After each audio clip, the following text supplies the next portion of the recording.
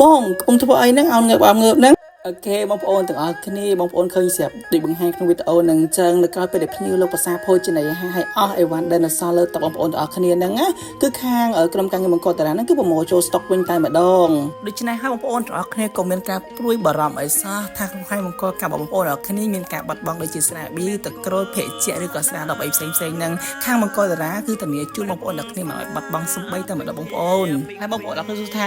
អូនទៅក្រុមការងារណែយកអីវ៉ាន់បងទៅធ្វើការហ្នឹងមានការលួចទឹកក្រូចឬក៏ស្រាអីណាបងប្អូនធានាជូនបងប្អូនតែម្ដងពពួកយើងគឺដើរលើវិស័យនេះមក8ឆ្នាំហើយបងអញ្ចឹងអ្វីដែលយើងផ្ដល់ជូនភ្ញៀវគឺទំនុកចិត្តនិងទំនួលខុសត្រូវជាមួយនឹងការ take care អីវ៉ាន់ភ្ញៀវនឹងបងហើយបងប្អូនជំរាបបងប្អូនដដែលអញ្ចឹងថាភ្ញៀវក៏ផ្ដល់ទំនុកចិត្តមកលើយើងបានគាត់ចេះរើសយកកញ្ចប់យើងបើយើងទៅបម្រើភ្ញៀវហើយមានការបាត់បង់ឬក៏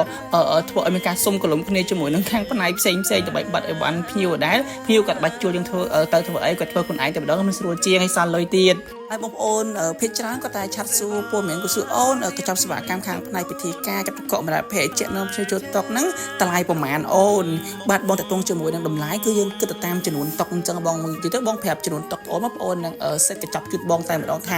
កញ្ចប់បងញ៉ាំ50តុកឬក៏60តុកយើងយកក្រុមការងារប្រហែលនេះហើយប្រហែលផ្នែកហើយតម្លៃស្របប្រហែលតែម្ដងអញ្ចឹងបងប្អូន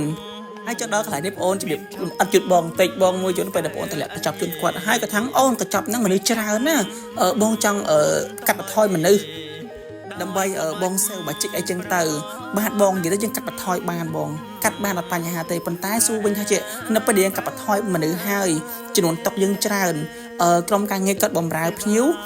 អត់បានលះលហួនតាន់ចិត្តភ្ញៀវធម្មតាតុកច្រើនបុគ្គលិកតិចធ្វើអត់តាន់ទេបងប្អូនជំរាបត្រង់មួយច្បាស់ចឹងតែម្ដងអញ្ចឹងសំណួរសួរថានៅពេលដែល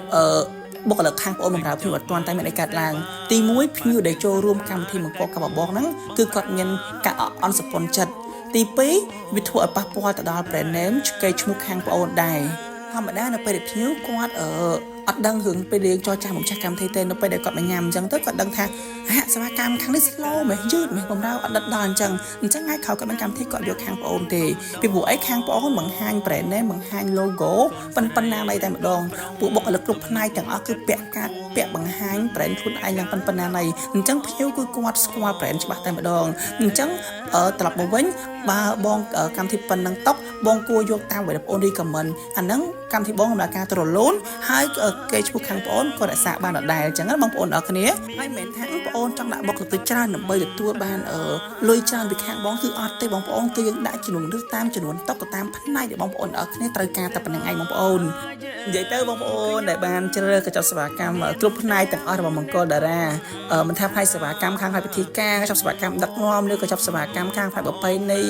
កញ្ចប់ចំនួនពេលជំរឿអីផ្សេងទេបងប្អូនក៏จะដឹងហើយថាច្រឹករបស់មង្គលតារាបែបណាគឺមង្គលតារាមិនដែលយកលុយជាធំពីបងប្អូនគឺយើងផ្ដោតសំខាន់ទៅលើកេរ្តិ៍ឈ្មោះនិង brand name ជាធំអញ្ចឹងបងប្អូននឹងស្រាប់ទៅលុយយើងរកពេលណាក៏បានបងប្អូនមិនបាក់អង្គការរកទេប៉ុន្តែការកសាងកេរ្តិ៍ឈ្មោះឲ្យមហាជនបានទទួលស្គាល់ល្បីល្បាញនេះគឺមិនមែនជារឿងស្រួលទេបងប្អូនត្រូវការពេលវេលាត្រូវការការខិតខំប្រឹងប្រែងទាំងអស់